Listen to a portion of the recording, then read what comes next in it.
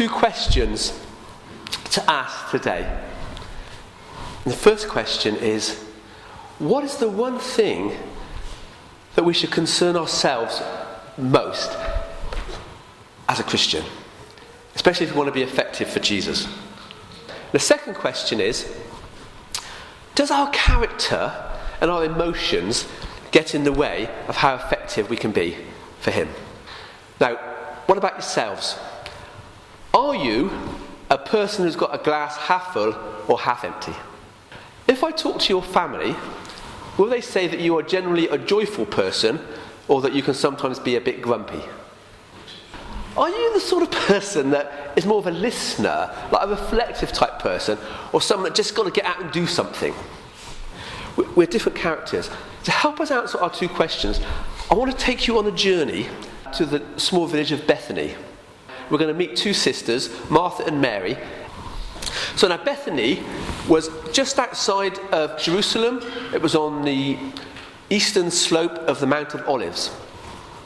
And we think that Martha owned a homestead there, possibly had some olive groves, and she was the lady that ran the farm, if you like. But I think she would have been quite young. So I've got to speculate a bit to paint a picture for you.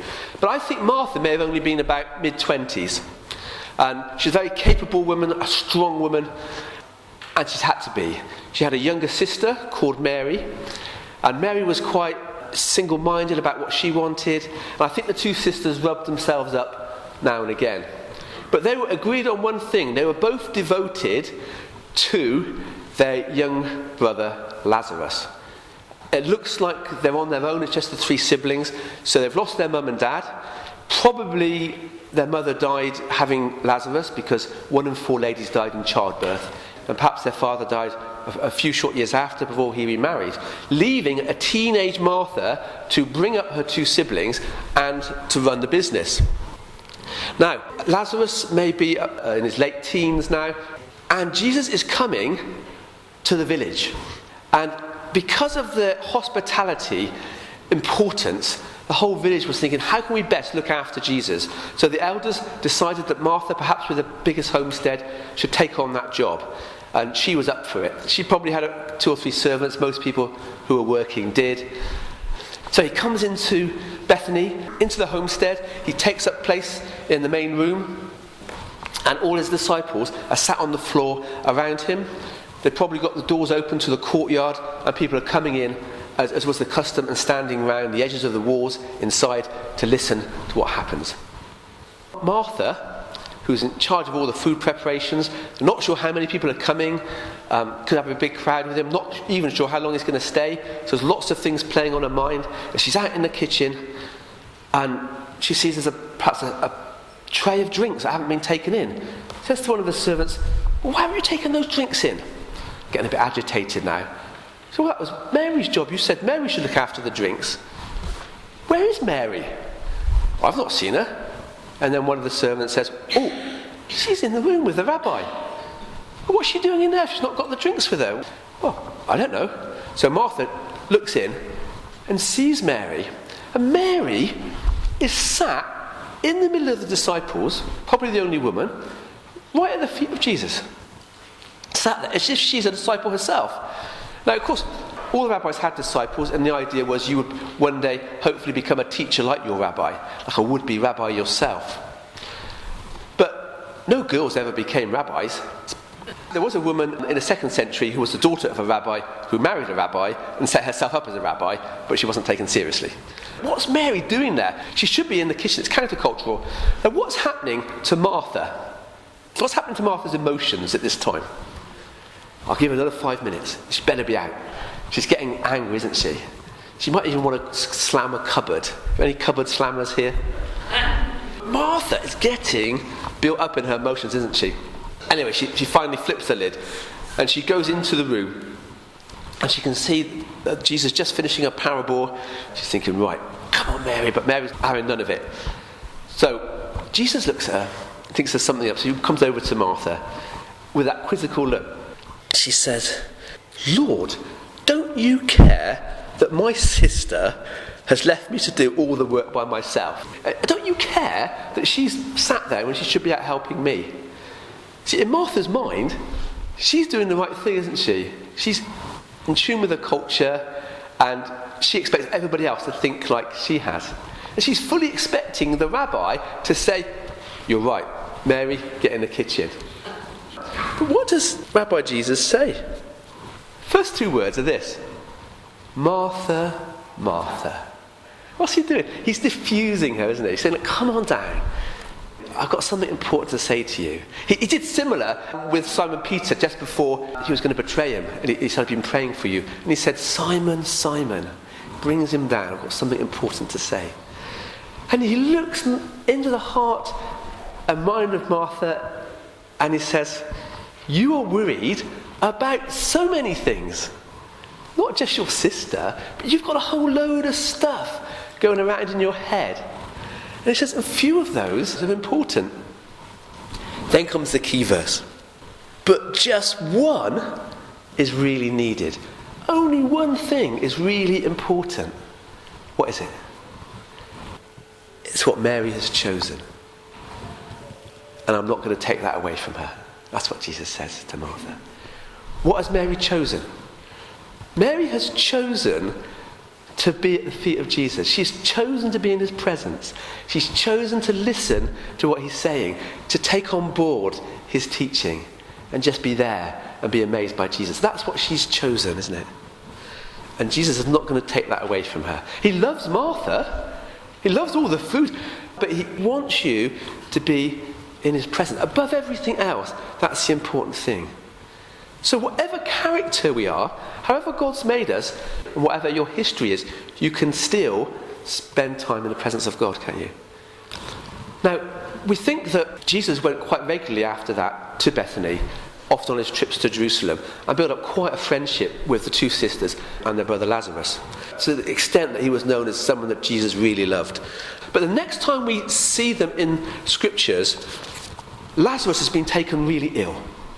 And the sisters send for Jesus, and he's only just down the road in Jerusalem, and they fully expect him to come and heal their brother. Jesus gets the word, but instead of coming, or even prophetically healing him from Jerusalem, like he did on several occasions where he healed from a distance, he doesn't. He waits until Lazarus is dead, and then 4 days later, he goes off to Bethany. He sends notice to Martha that he's coming. Now Martha hears that Jesus is coming. And what's her emotions now?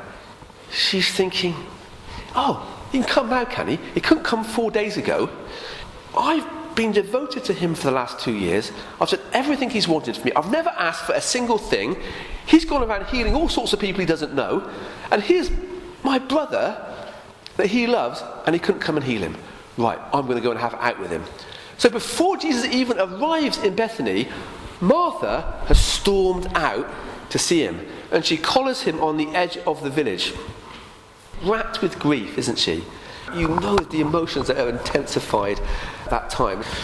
And she says, "If you had been here," get the waggly finger out, "if you had been here, Lord, then my brother would not have died." So first of all, she loses her temper with Mary. Now she's losing her temper with Rabbi Jesus. So Jesus talks to her, calms her down, talks a bit about the resurrection, sends her home, and says, "Go and get Mary." She hadn't initially gone out to see Jesus. She was in her own private room, grieving. Perhaps she was praying to God, but she was there in quiet. But she hears that Jesus wants to see her, and she gets excited, and she goes out to meet Jesus, who's waiting in the same place. And as she gets up to Jesus, she falls down on her knees at the feet of Jesus in a worshipful way, and she says, "If you'd been here, Lord, if you'd been here, then my brother would not have died." She's saying, you are such a glorious person that your power and your presence would have done that. Can you see the difference? It's the same words, it's the same situation, and it's the same circumstance, but they mean such different things. Martha is full of anger with Jesus, and Mary is there at his feet, just acknowledging his greatness. Now, of course, Jesus goes back with Mary, and Mary's crying, and as he goes with her, he's crying. Why is he crying? It's a good question, isn't it? Because he knows he's about to raise Lazarus from the dead. I think there's an encouragement here for those of us that are grieving. Even though he knows the end of the story, he enters into that situation with us. He feels our emotions, he feels our hurt, and he comes alongside and takes it on board himself and cries with us. And both sisters get the same present, don't they? They both get prayers answered, and Lazarus is raised from dead. Sometimes our prayers can take longer than we expect. Well, even when it seems impossible, keep praying, because God is the God of the impossible. We've got to be careful, though, with our emotions, haven't we? Because we can easily make decisions and act in ways driven by our emotions. If you might come home and you're feeling depressed and you open the kitchen cupboard door and there's a nice bottle of red wine and a box of chocolates there. You're thinking, oh, go on. And you have the whole bowl and eat the whole box of chocolates yourself. And that's being driven by your emotions, because actually they're for sharing, aren't they? It's much better to have it with friends rather than sit there watching daytime television, knocking down your wine and your chocolates. We need to get into a place where God can build us up and where he can lead us so that our decisions are spirit-led and not emotion-led. One last encounter.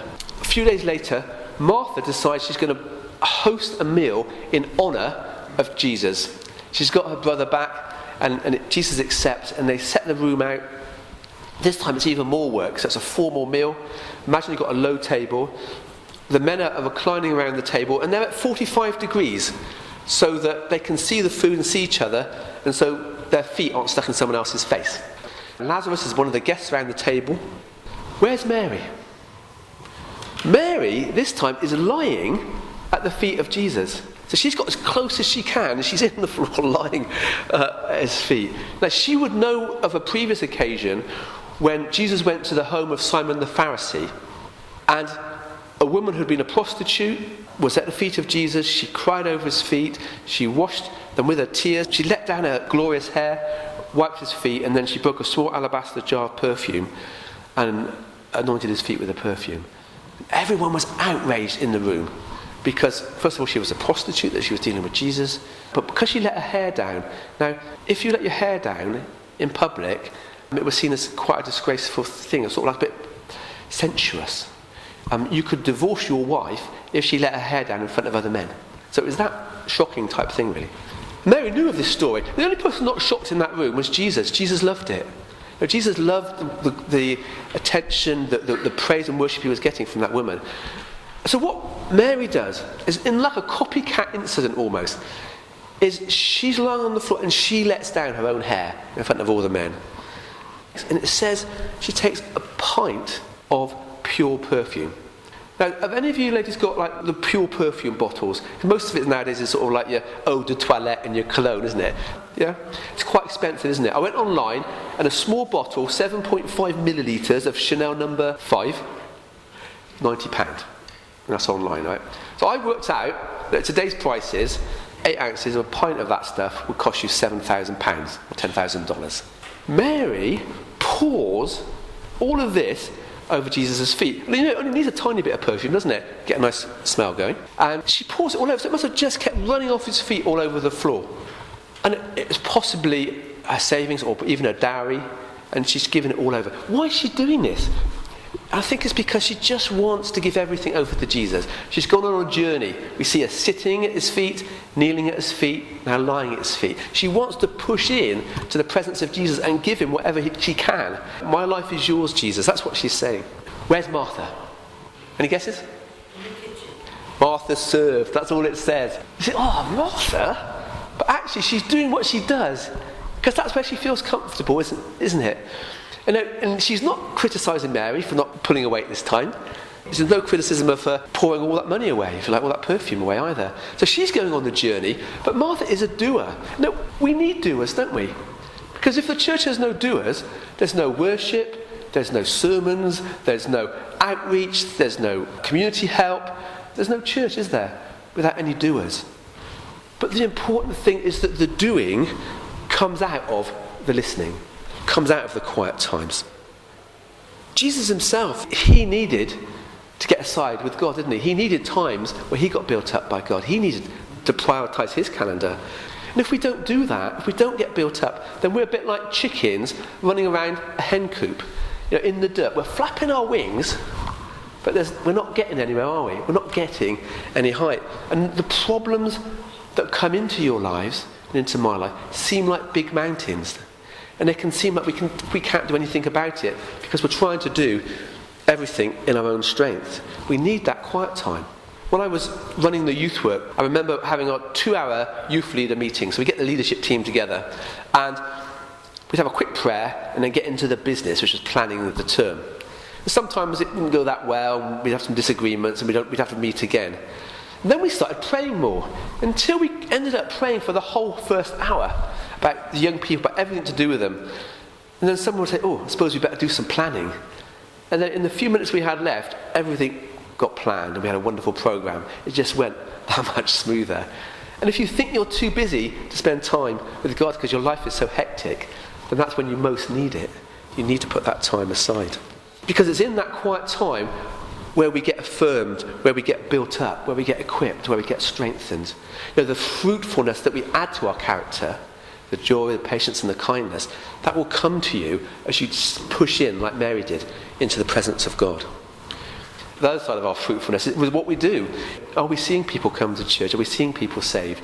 Are we seeing people served, encouraged by us? And that fruitfulness will come out of what we do in that quiet time, pressing in to God. In the passage from Exodus 33, we see Moses. Now Moses was a great friend of God, it says. And he used to spend time up in the mountain with God. When he came down, his face was shining with the presence of God. But there was an occasion where God was saying, I'm so fed up with your people that you can go into the promised land without me. And Moses said, I am not going anywhere without you, God. If your presence is not going with me, then I'm not going. I will only go if you come with me. We need to be a bit more like that. If we're going to make any major decisions in our lives, new jobs or new houses, or take on new responsibilities, we need to be praying into that first. And say, I'm not going to do that, Jesus, unless you come with me. Unless your presence goes with me, I'm not going to do that. I can't take on this problem, this grieving, this fear, without you coming with me. I went to Nepal to see my best man a few years ago and his family. And I went on the most frightening vehicle journey I've ever done. In the Himalayas, it was up the side of a mountain in the Annapurnas. I was in the back of a jeep and we were climbing the mountain and it was full of potholes and boulders. It was very steep and the road seemed slimmer than the vehicle. With a sort of like a sheer drop on one side. I was thinking, how can this vehicle stay on the road and get all the way up? So I was in the back with a few others and I just prayed all the way. Really, all the way up. It was quite a long journey. When we got to the clearing, several thousand feet up, we got out. And having had that quiet time, having had that prayer time, I was confident for what I was about to do. A young Indian man strapped himself to my back and he said one instruction to me: run to the edge and keep running. I thought, I can do this. So with him on my back, I ran to the edge and ran off into the void. The thermals caught the paraglider that was attached to us and lifted us up. And we went up and up until we were actually above the mountain. I looked down and beneath me there was an eagle catching the same thermal. And the mountain looks very different from up there. It looks smaller and it's beneath my feet. And in Isaiah it says that those who put their trust in the Lord will rise on the wings of eagles and they will not grow weary. And it's in that quiet time where we trust in God, where he gives us the promises for our lives, we let him nurture those promises for our lives, that we build up the strength to then go out and run to the edge of the cliff. Say, as long as you're with me, God, I can do this. And then keep running. The most precious gift you can give Jesus is your time. But you need it too. You need to be equipped by Jesus, strengthened by him, refueled by him, to go out, to put on the shoes that he's designed just for you, for the ministries that he's predestined just for you, and to go out and with his strength and rise like eagles and do his work with him and for him. Amen?